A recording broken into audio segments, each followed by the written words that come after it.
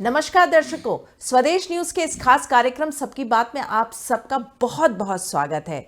मेरे साथ इस वक्त है प्रमुख सचिव मध्य प्रदेश विधानसभा के एपी सिंह जी। 93 से लेकर अभी तक वो विधानसभा में बहुत सारे पदों पे रहे हैं। उन्होंने 6 मुख्यमंत्री का कार्यकाल देखा है, कई विधायकों को आते जाते देखा है और उनका वास्ता डेली बेसिस पे विधायकों से, मंत्रियों से, मुख्यमंत्री से पड़ता रहता है। रिटायर हो गए थे लेकिन इनको एक्सटेंशन दिया गया, इनको रोका गया ताकि मध्य प्रदेश विधानसभा इनके अनुभव का लाभ ले सके। इनके फादर पॉलिटिशियन रहे हैं, मंत्री भी रहे हैं, चुनाव लड़ने का ऑफर था लेकिन इनका कहना है कि मैं विधानसभा में ही रह के जनता की सेवा करूंगा। चलिए, बहुत सारे विषय हैं, आज हम इनसे बातचीत करेंगे। सर, आपका स्वदेश न्यूज के इस खास कार्यक्रम सबकी बात में बहुत बहुत स्वागत है। धन्यवाद। मैं शुरू तो सबसे पहले इससे करूंगी, 93 से लेके लगातार विधानसभा में इतना लंबा कार्यकाल, रिटायर भी हो गए लेकिन आपको रिटायर नहीं होने दिया गया। इतना लंबा आपके पास अनुभव है, 5 मुख्यमंत्रियों का तो कार्यकाल आपने देख लिया, अभी प्रदेश के नए मुखिया हैं उनका भी आप देख रहे हैं। अगर अपनी जर्नी को आप देखेंगे, इतने साल की जर्नी को, तो कैसे देखते हैं? देखिए मुक्ता जी, आपने सही कहा। ये मेरा सौभाग्य रहा है कि मेरी जो शासकीय सेवा प्रारंभ हुई वो भारतीय संसद के सचिवालय से प्रारंभ हुई और 1985 से मैं करीब 6-7 साल वहाँ था। तो मुझे वहाँ के सदन में रहने का, कार्य करने का भी सौभाग्य मिला। और फिर जैसा आपने कहा कि 93 से मैं यहाँ आया, तो कुछ टाइम के लिए मैं यहाँ आया था लेकिन संयोग ये बना के सभी ने कहा कि भाई अपने राज्य की सेवा करनी चाहिए और ये है, तो परिस्थितियाँ बदलते बदलते फिर हमको यहीं रोक लिया गया। तो तब से आकर के एक लंबा अनुभव यहाँ रहा है। जैसा आपने कहा कि अनेक मुख्यमंत्री और अनेक माननीय विधानसभा अध्यक्षगण के साथ काम करने का, और विशिष्ट जो हमारे जनप्रतिनिधि हैं, चाहे वो मंत्रीगण हों चाहे विधायकगण हों, उनके साथ हमको काम करने का अवसर मिला। और सबका ही उद्देश्य एक ही रहता है कि जनहित का कार्य कैसे किया जाए और ये संस्था है भी उसी के लिए। प्रदेश की सर्वोच्च विधायी संस्था है, विधान का निर्माण यहाँ होता है, नीतियों का भी निर्माण यहाँ होता है और माननीय जो जनप्रतिनिधि हैं, विधायकगण हैं, वो जनता की समस्याओं का समाधान भी इसी के माध्यम से करते हैं।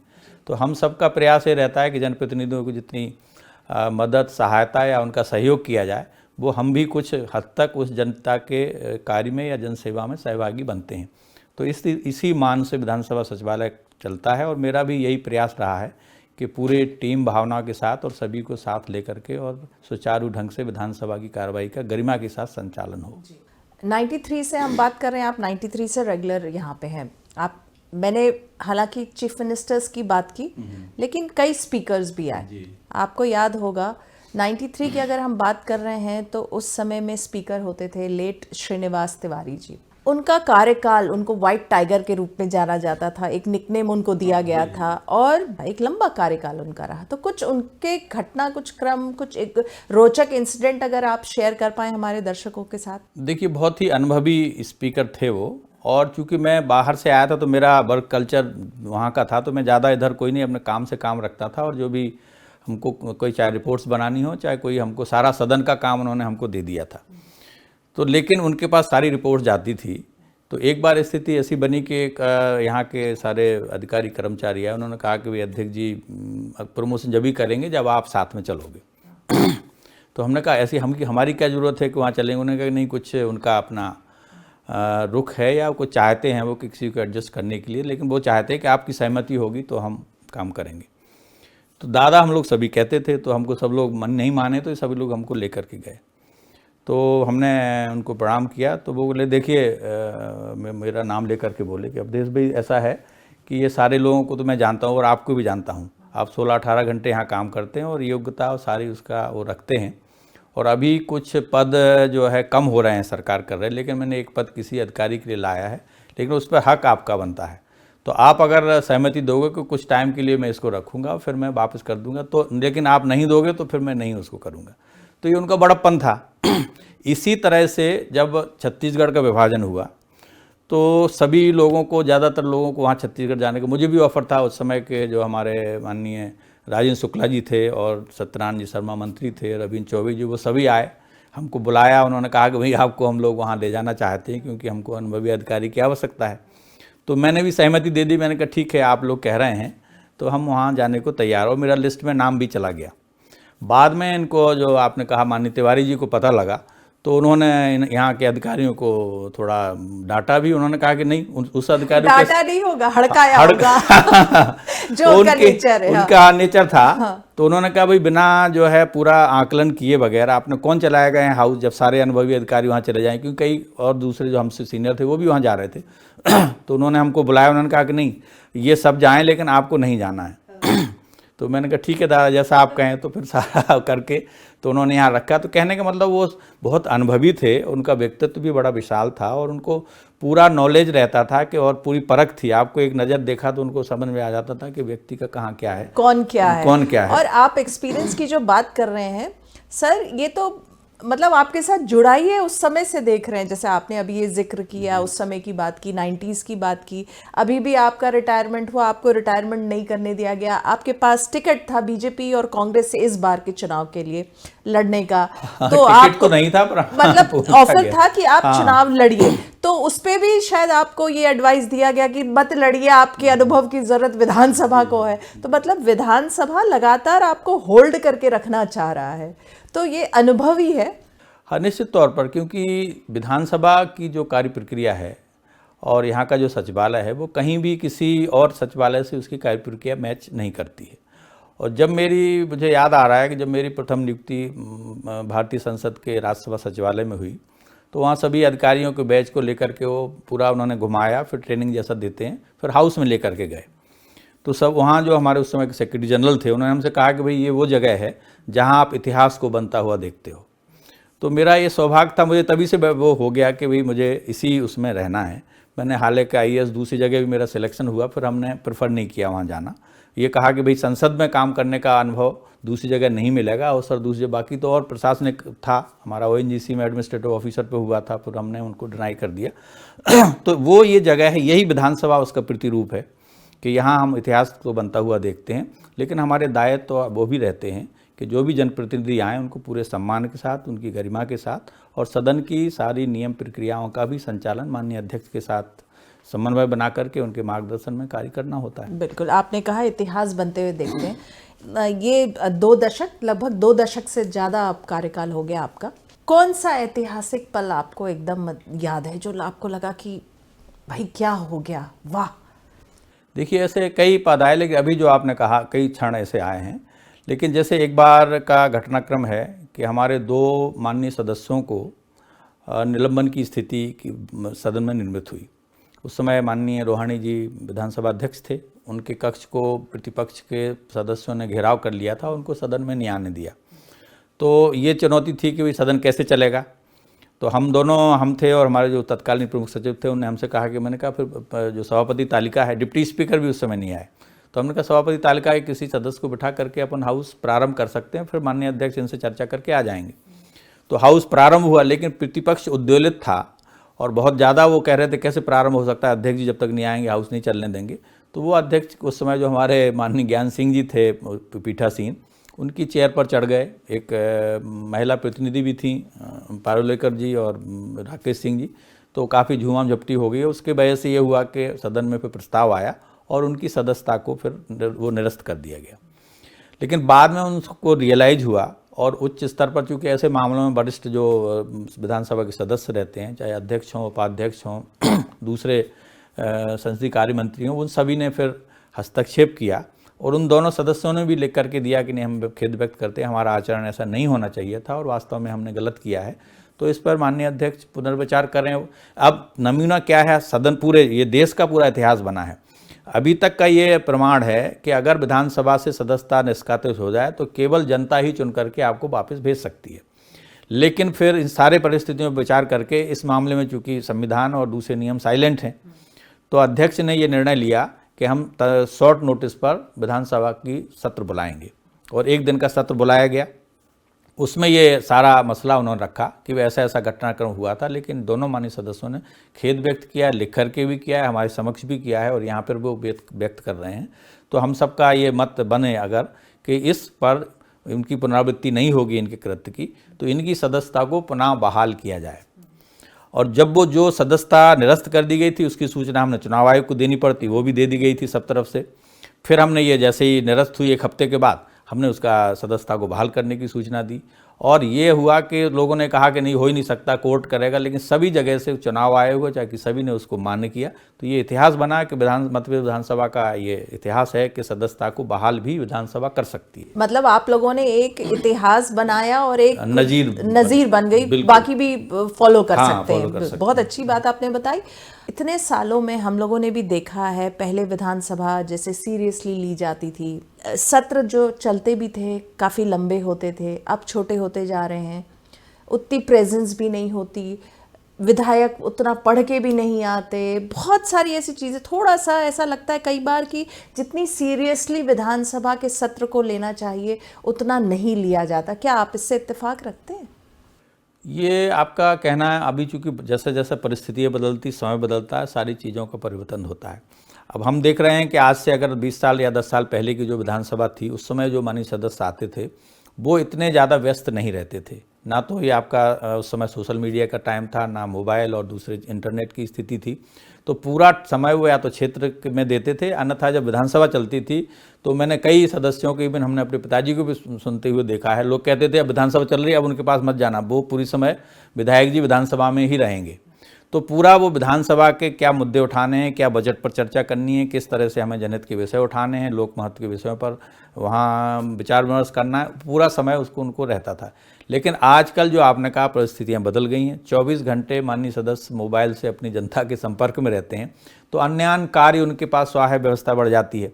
फिर लाइब्रेरी में उस समय बहुत सारे सदस्य, मैंने देखा घंटों बैठते थे वहाँ, हमारे पास भी आते थे, हमको कहते थे कि फला समय इस तरह का डिस्कशन हुआ, मान लीजिए पेयजल पे हो रहा है, तो हमसे पूछते थे साहब ऐसा कभी बहुत गंभीर विषय हुआ हो, तो हमने कहा कि 85 में हुआ था, तो उन्होंने कहा सर वो निकलवा दीजिए हमको कार्रवाई, मैं पढ़ूंगा उसमें।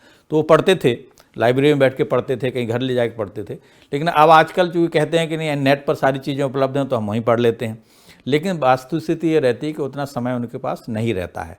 तो वो गंभीरता तो अब उतनी अभी परिलक्षित नहीं होती है, लेकिन सभी में नहीं है। कई माननीय सदस्य अभी भी हैं जो बड़े गंभीरता के साथ सदन की कार्रवाई में भाग लेते हैं, अध्ययन भी करते हैं, क्योंकि जो सदस्य उपस्थित रहता है वहाँ और अध्ययन करता है उसका परफॉर्मेंस विधानसभा में बहुत अच्छा दिखाई देता है।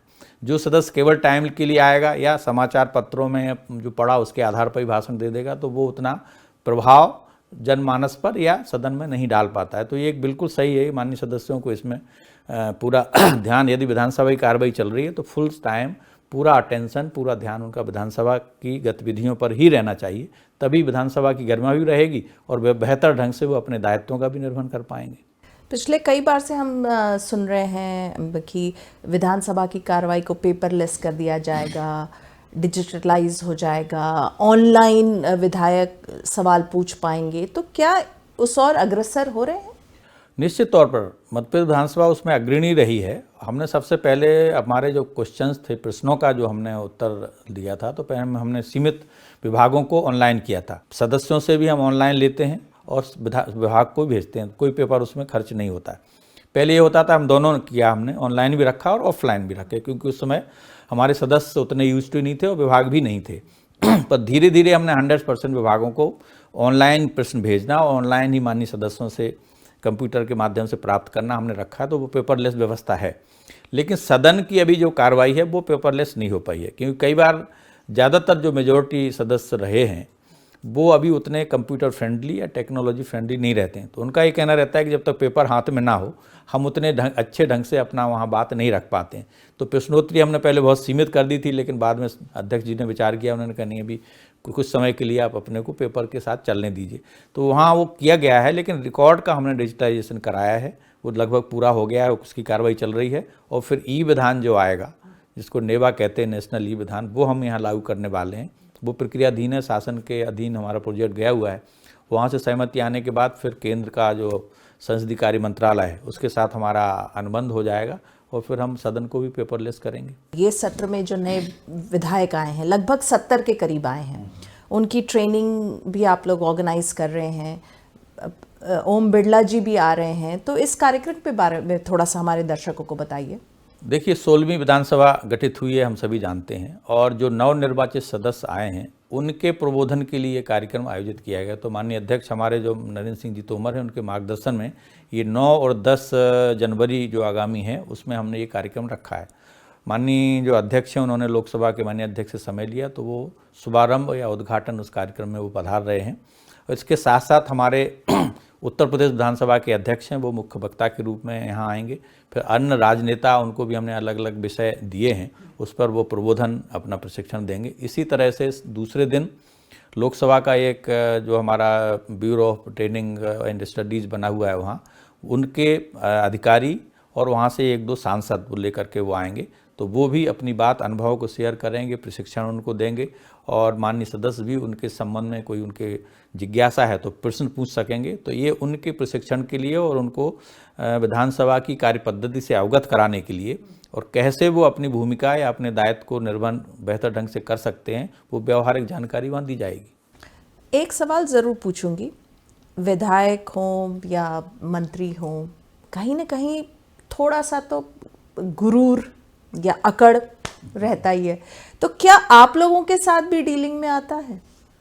और अगर आता है तो कैसे डील करते हैं? खैर, आपको तो बहुत लंबा अनुभव हो गया, फिर भी। नहीं, देखिए हमारे साथ तो जहाँ तक मैंने देखा है कि बहुत सौहार्दपूर्ण और वैसा वो रहता है, ऐसा कुछ हमने कभी देखा नहीं। उन्होंने जनप्रतिनिधि रहते हैं और बहुत ही, यहाँ तो हमारे साथ तो बिल्कुल उनका एक तरह से मित्रवत तो नहीं कहें, लेकिन बहुत ही स्नेहपूर्ण उनका व्यवहार यहाँ रहता है।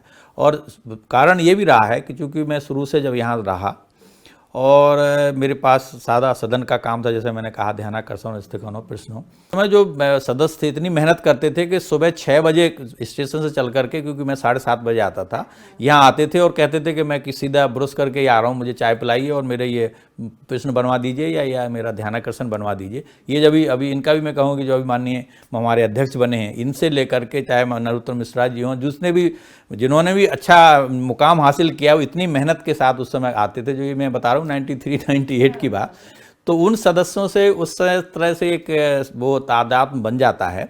फिर बाद में भरी वो मंत्री बन जाए तो हालांकि रुख बदल जाता है। जैसे यदि सदस्य रहेगा, परिवर्तन ऐसे होता है कि यदि वो सदस्य हैं तो यहाँ बैठेंगे और कहेंगे कि मेरा ये ध्यानाकर्षण कर ही लगना चाहिए, बहुत गंभीर है, फलां है, अध्यक्ष जी से आप बात करिए, मैं भी बात करूँगा। और अगर वो मंत्री बन गए तो फिर वो कहते हैं कि हमारा सेक्रेटरी नहीं है, ज़रा इसको 1 आध हफ्ते आगे बढ़ा दीजिए, इसको अभी नहीं लगना चाहिए।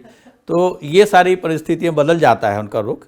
लेकिन हम जो भी जनता के हित में रहता है या पब्लिक इंटरेस्ट का जो इशू रहता है, वो अध्यक्ष के से समन्वय करके उसका निर्णय लेते हैं और सदन में फिर उस पर चर्चा कराई जाती है। कुछ ऐसा विषय जिससे लगा हो कि नहीं, ये नहीं होना चाहिए? क्योंकि अक्सर कई बार कई विधानसभा में हमने देखा, हालांकि हमने मध्य प्रदेश में ऐसा कभी नहीं देखा कि माइक उठा के फेंक दिया गया हो, एक दूसरे को मारा पीटा गया हो या चप्पल मारा, जो बाकी अन्य विधानसभा में देखे गए, इस तरह की घटनाक्रम देखी गई है। लेकिन उसके अलावा भी कुछ ऐसा घटित हुआ हो जो आपको लगा हो कि नहीं, ये तो कुछ अच्छा नहीं था, ये पल अच्छा नहीं था? देखिए ऐसे कभी कभी चूँकि सदन में भी उत्तेजना के क्षण बनते हैं, लेकिन माननीय अध्यक्ष के और जो वरिष्ठ सदस्यगण उनके हस्तक्षेप से ठीक हो जाते हैं। लेकिन अभी एक थोड़ा सा जो मुझे याद आ रहा है, जो माननीय सत्यदेव कटारे जी नेता प्रतिपक्ष बने थे, तो काफ़ी विषय उस समय चल रहे थे, चाहे व्यापम का हो चाहे दूसरे हों, उन पर चर्चाएं पर्याप्त हो गई, सारी चीज़ें हो गई, लेकिन कुछ मामलों में उन्होंने व्यक्तिगत आक्षेप वहाँ कर दिए, जो कि एक सदन की गरिमा के हिसाब से नहीं रहता है। और परिस्थिति ये बनी कि बहुत ज़्यादा सदन में हंगामा हो गया और फिर प्रतिपक्ष को उस पर बैठना पड़ा, धरने पर। अब एक सामान्य प्रक्रिया ये रहती है कि यदि प्रतिपक्ष धरने पर बैठा है तो एक समय के बाद तो अध्यक्ष भी मनाने की बात करते हैं और सत्ता पक्ष भी उनको कहता है कि साहब अब हो गया, आप चलिए, लेकिन वो नहीं माने। जब नहीं माने तो स्थिति ये बनती है कि फिर वो सत्ता पक्ष ने उनको उपेक्षित कर दिया। तो उन्होंने फिर हमसे कहा कि वो ऐसा ऐसा हो गया और अब मैं सेक्रेटरी था उस समय, आप बताइए कि क्या करना चाहिए। तो मैंने कहा कि भाई गरिमा के साथ आपको वहाँ से उठना चाहिए, हम लोग तो आपकी मदद पूरी कर ही रहे हैं। तो फिर एक हमने कहा आपने वैसे जो कर बोले वो मेरे उससे निकल गया। उन्होंने खुद रियलाइज़ किया कि वो मुझे नहीं बोलना चाहिए जो मैंने बोला, लेकिन अब चूंकि बोल दिया है और फिर हमारा पक्ष भी मेरे साथ आ गया तो हम उसको वापस ले नहीं सकते थे। लेकिन अब परिस्थिति है तो खैर हमने फिर समन्वय बनाया, दूसरे पक्ष से बात करी, फिर सम्मानजनक तरीके से उनका धरना समाप्त हुआ। तो ऐसी परिस्थितियाँ कई बार बन जाती हैं कि जो नहीं चाहते हैं सदस्यगण वो भी हो जाता है, लेकिन कुल मिला के फिर समन्वय बन जाता है और फिर सौहार्द से चीज़ें आगे बढ़ जाती हैं। तो आपकी भूमिका एक कोऑर्डिनेशन की रहती है कि जो भी घटित, और ऐसा नहीं है कि जो घटना पहले हुई हो वही दोबारा रिपीट होगी।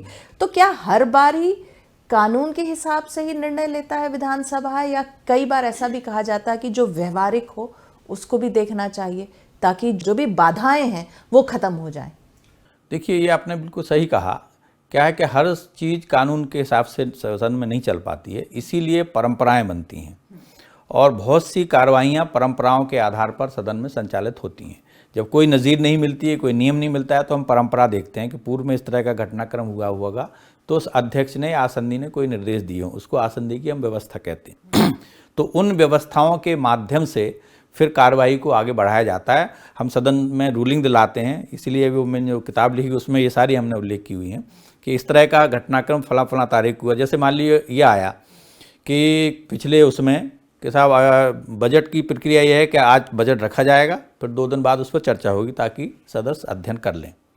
लेकिन विशेष परिस्थिति में ये रहता है कि भाई अगले दिन ही चर्चा हो जाए क्योंकि समय नहीं है, या कोई जैसे कोरोना काल था उसमें ज़्यादा लंबा समय नहीं चलना था। तो 1-2 घटनाक्रम ऐसे थे बहुत पहले जब कभी हुए थे परिस्थितियों में, तो हमने अध्यक्ष से वो पढ़वाया कि अभी ये पहली घटना नहीं है, पहले भी 1985 में ऐसी स्थिति बनी थी। तो आकस्मिक रूप से सदन की सहमति से नियम को शिथिल करके और ये परंपरा बनाई गई कि ठीक है सदस्य तैयार हों तो आज 2 दिन की जगह 1 दिन में ही हम इसकी चर्चा करा लेंगे। तो ऐसे हमारी जो परंपराएं होती हैं, आसंदी की व्यवस्थाएं होती हैं, वो भी सदन की कार्रवाई को चलाने में मार्गदर्शन का काम करती हैं। तो ये सारे कार्य वहाँ होते रहते हैं और अध्यक्ष भी अनुभवी रहते हैं, तो वो अपने विवेक से भी कई बार डायरेक्शन देते हैं और फिर सदन की कार्रवाई संचालित होती है। आपके तो डायरेक्ट बॉस हुए स्पीकर, अध्यक्ष, तो कई बॉसेस आपके बदल गए। अब मैं आपसे पूछूंगी कि आपका फेवरेट कौन था, तो आप पता नहीं आप जवाब देंगे या नहीं देंगे, बट फिर भी पूछूंगी कौन थे आपके फेवरेट बॉस? देखिए, फेवरेट तो क्या है कि हम तो चूँकि उनके मार्गदर्शन में काम करते ही हैं और अध्यक्ष और प्रमुख सचिव का तो बहुत अच्छा कॉम्बिनेशन रहता है। कई बार परिस्थितियां ऐसी बनती हैं कि शासन कुछ चाहता है और सदन में कुछ हो रहा होता है, तो वो अध्यक्ष को उसमें समन्वय बनाना होता है। और कई बार हमने देखा है कि अध्यक्ष की नाराज़गी रहती है कि इस विषय पर चर्चा होनी चाहिए थी, लेकिन शासन चर्चा नहीं चाहता है, तो वो नाराज़गी व्यक्त हमसे करते हैं कि हम नहीं इसमें सहयोग करेंगे और ये नहीं करेंगे। तो मुझे फिर कहना पड़ता है कि आप चूँकि उससे सिंहासन से बंधे हुए हैं, तो नियम प्रक्रिया अपन देख लेते हैं और दोनों पक्षों को अपन बराबर का समय देंगे और बीच का रास्ता निकाल के फिर कार्रवाई आगे बढ़ेगी। तो सभी माननीय अध्यक्षों से हमारा समन्वय अच्छा रहा है, कोई ऐसी स्थिति कभी नहीं बनी कि उनको ऐसा लगा हो, और यही होना भी यही चाहिए, क्योंकि दोनों का ही उद्देश्य यही है कि सदन की कार्रवाई सुचारू ढंग से, शांतिपूर्ण ढंग से संचालित की जाए। और हमारा तो खासतौर से मेरा तो यही प्रयास रहता है, चाहे सत्ता पक्ष के सदस्य हों चाहे प्रतिपक्ष के हों, दोनों को बराबर का सहयोग हम वहाँ देते हैं। और यदि पहली बार वाले आए हैं या महिला सदस्य हैं जिनको अनुभव नहीं मिला है और उनका नाम किसी भी पक्ष ने नहीं दिया है, तो वो हमको अगर अनुरोध करते हैं तो हम अध्यक्ष जी से कहते हैं कि साहब इनको भी अवसर देना चाहिए, तो वो भी सहमत होते हैं कि बिल्कुल ठीक बात है। तो इस तरह से क्या है, सदन में फिर समन्वय बना रहता है। आपने एक किताब भी लिखी है जिसका विमोचन हुआ था यहीं पे, उसके बारे में थोड़ा सा बताइए। आपका मतलब अगर हम कह सके तो पूरा एक्सपीरियंस को आपने निचोड़ के उसमें रख दिया है।